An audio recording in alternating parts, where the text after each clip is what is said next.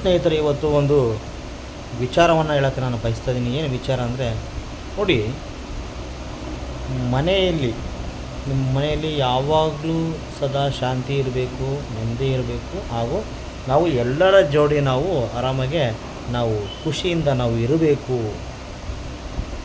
ಅಂತಕ್ಕಂಥವ್ರು ಈ ವಿಡಿಯೋವನ್ನು ನೋಡಿ.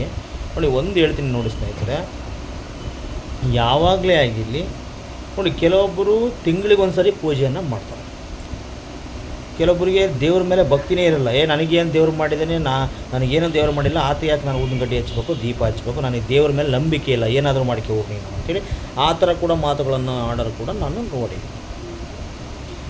ಇನ್ನು ಕೆಲವೊಬ್ಬರು ಅಗಾಧವಾದ ನಂಬಿಕೆಯನ್ನು ಇಟ್ಕೊಂಡು ದೇವರ ಪೂಜೆಯನ್ನು ಕೂಡ ಮಾಡ್ತಾರೆ. ಅದು ಕೂಡ ಒಳ್ಳೆಯದು.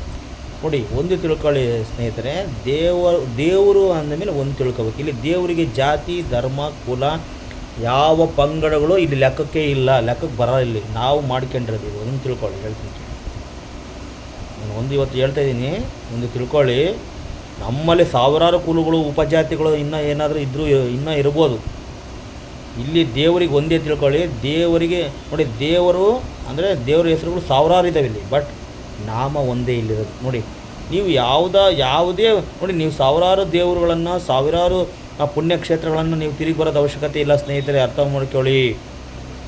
ಅಗಾಧವಾದ ಶ್ರದ್ಧೆ, ನಿರ್ಮಲವಾದ ಮನಸ್ಸು, ಚಿತ್ತ ಮನಸ್ಸು ಅಂತ ಹೇಳ್ತೀವಿ ನಾವು. ಓಕೆ, ನೋಡಿ, ಇದು ಯಾರಲ್ಲಿ ಕಂಡು ಬರುತ್ತೆ? ಚಿತ್ತವಾದ ಮನಸ್ಸು, ನಿರ್ಮಲವಾದ ಹೃದಯ. ನೋಡಿ, ಇವೆಲ್ಲ ಯಾರು ಇಟ್ಕೊಂಡು ನೀವು ಬ್ರಾಹ್ಮಿ ಮುಹೂರ್ತದಲ್ಲಿ ಬೆಳಿಗ್ಗೆ ಎದ್ಬಿಟ್ಟು ನಿಮ್ಮ ಒಂದು ದೇವರ ಕೋಣೆಯಲ್ಲಿ ಹೋಗಿ ನೀವು ಪೂಜೆ ಮಾಡ್ತಿರಲ್ವ? ನೋಡಿ, ನೀವು ನೋಡಿ, ಒಂದು ತಿಳ್ಕೊಳ್ಳಿ, ಸಾವಿರ ದೇವರುಗಳನ್ನು ನಂಬಬಹುದು. ದಯವಿಟ್ಟು ಹೇಳ್ತೀನಿ ಕೇಳಿ, ನೀವು ಒಂದು ದೇವರನ್ನು ನಂಬಿಕೆ ಇಡಿ, ಆ ದೇವರು ನಿಮ್ಗೆ ಒಳ್ಳೇದು ಮಾಡೇ ಮಾಡ್ತಾನೆ. ಕೆಲವೊಬ್ರು ಹಂಗಲ್ಲ. ನಾನು ನೋಡ್ತಾ ಇರ್ತೀನಿ, ಸಾಕಷ್ಟು ದೇವರುಗಳಿಗೆಲ್ಲ ಅರಿಕೆ ಮಾಡ್ತಾರೆ, ಅರಿಕೆ ಅಂತಾರೆ. ಅದರಿಂದ ನನಗೆ ಅರಿಕೆ ಆಗಲಿಲ್ಲ, ನನಗೆ ಈ ದೇವರು ಹೂ ಕೊಡಲಿಲ್ಲ, ಆ ದೇವರು ಹೂ ಕೊಡಲಿಲ್ಲ, ನಾನು ಹಿಂಗೆ ಅಂದ್ಕೊಂಡಿದ್ದೆ, ಕೆಲಸ ಆಗಲಿಲ್ಲ. ನೋಡಿ, ಒಂದು ಹೇಳ್ತೀನಿ ಕೇಳಿ, 108 ದೇವರುಗಳನ್ನು ನೀವು ಹಂಗೆ ಹೋಗ್ತಾನೆ ಇದ್ದರೆ ಯಾವ ದೇವರು ಕೊಡ್ತಾರೆ ರೀ ನಿಮಗೆ? ಹೂಗಳು ಆಗಲಿ, ಅರಿಕೆ ಆಗಲಿ, ಹೆಂಗೆ ಬಗೆಹರಿಯುತ್ತೆ? ನೋಡಿ, ಒಂದು ತಿಳ್ಕೊಳ್ಳಿ, ಒಂದು ಮನೆ ದೇವರು ಅಂತ ಇರುತ್ತೆ ರೀ.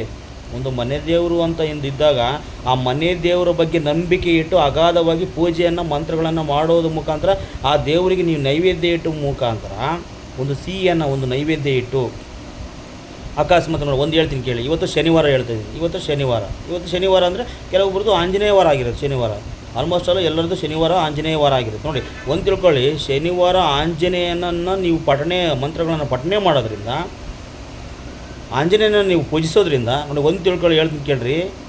ಆಂಜನೇಯನ ಯಾರು ಪೂಜೆಯನ್ನು ಮಾಡ್ತಾರೋ ಗಂಭೀರವಾಗಿ, ಶುದ್ಧ ಮನಸ್ಸಿನಿಂದ ಗಂಭೀರವಾಗಿ ನಿರ್ಮಲ ಭಕ್ತಿಯಿಂದ ಯಾರು ಪೂಜೆಯನ್ನು ಮಾಡ್ತಾರೋ, ಹೇಳ್ತೀನಿ ಕೇಳಿ, ಯಾವುದೇ ಮನೇಲಿರ್ತಕ್ಕಂಥ ಭೀಕರ ರೋಗಗಳು, ಕಾಯಿಲೆಗಳು ಇರೋದೇ ಇಲ್ಲ. ಸುಳಿವೇ ನಿಮ್ಮ ಮನೇಲಿ ಇರಲ್ಲ ಆಂಜನೇಯನ ಪೂಜೆ ಮಾಡೋದ್ರಿಂದ. ಇನ್ನೊಂದು ತಿಳ್ಕೊಳ್ಳಿ, ಆಂಜನೇಯನ ಫೋಟೋ ಅಥವಾ ಆಂಜನೇಯನ ಒಂದು ಅಂದರೆ ಈ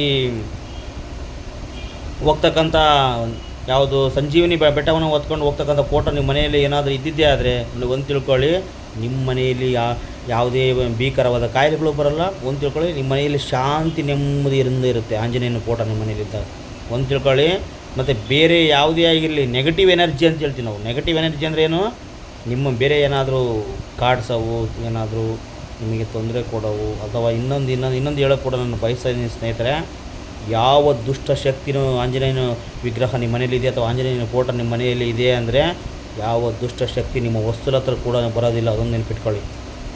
ಆಂಜನೇಯನ ಅಂದರೆ ಕೆತ್ತರ್ಕೊಂಡು ಹೋಗ್ತಾವೆಲ್ಲ ದುಷ್ಟಶಕ್ತಿಗಳು. ಅದಕ್ಕೆ ಮತ್ತು ಆಂಜನೇಯ ನಾವು ಯಾಕೆ ಹೇಳ್ತೀವಿ ಅಂದರೆ, ಆಂಜನೇಯ ಶಕ್ತಿಶಾಲಿ ಆತ. ಹಂಗಾಗ್ಬಿಟ್ಟು ಒಂದು ಹೇಳ್ತೀನಿ ಕೇಳಿ, ನೀವು ಆಂಜನೇಯನ ಶನಿವಾರ ಬಂದರೆ ನೀವು ಆಂಜನೇಯನ ಪಠಣೆಯನ್ನು ಮಾಡಬೇಕು. ಆಂಜನೇಯನ ಬಗ್ಗೆ ನೋಡಿ, ಒಂದು ತಿಳ್ಕೊಳ್ಳಿ, ಶನಿವಾರ ಬಂದರೆ ಏನಾದರೂ ಆಂಜನೇಯನ ಮುಂದೆ ಫಸ್ಟು ಬ್ರಾಹ್ಮಿ ಮುಹೂರ್ತದಲ್ಲಿ ಎದ್ದುಬಿಟ್ಟು ನೀವು ಏನಾದರೂ ಒಂದು ಸ್ವೀಟನ್ನು ಮಾಡಿ ಆ ದೇವರ ಮುಂದೆ ನೀವು ಅದನ್ನು ಇಟ್ಬಿಟ್ಟು ನೀವು ಓಂ ಆಂಜನೇಯ ನಮಃ, ಓಂ ಮಾರುತಿಯ ನಮಃ, ಓಂ ಬಜರಂಗಿಯ ನಮಃ, ನೋಡಿ ಇವೆಲ್ಲ ಮಂತ್ರಗಳನ್ನು 108 ಸಾರಿ ನೀವು ನೋಡಿ, ಮುಂದೆ ನಿಮ್ಮ ಜೀವನವೇ ಬದಲಾಗುತ್ತೆ. ಬಟ್ ಎಲ್ಲದಕ್ಕೂ ಮುಖ್ಯ ಭಕ್ತಿ, ಶ್ರದ್ಧೆ, ನಂಬಿಕೆ. ಈ 3 ಇದ್ದಾಗ ಮಾತ್ರ ನಿಮ್ಮ ಜೀವನದಲ್ಲಿ ಯಶಸ್ವಿಯಾಗಿ ಕಾಣ್ತೀರ. ಆ ದೇವರು ಕೂಡ ನಿಮಗೆ ಒಳ್ಳೇದು ಮಾಡ್ತಾನೆ. ಸರ್ವೇ ಜನ ಸುಖಿನೋ ಭವಂತು. ಈ ವಿಡಿಯೋ ಇಷ್ಟ ಇದ್ದರೆ ಶೇರ್ ಮಾಡಿ, ಲೈಕ್ ಮಾಡಿ. ಕಾಮೆಂಟಲ್ಲಿ ಓಂ ಆಂಜನೇಯ ನಮಃ ಅಂತೇಳಿ ಕಾಮೆಂಟ್ ಮಾಡಿ. ಸರ್ವೇ ಜನ ಸುಖಿನೋ ಭವಂತು. ನಮಸ್ಕಾರ.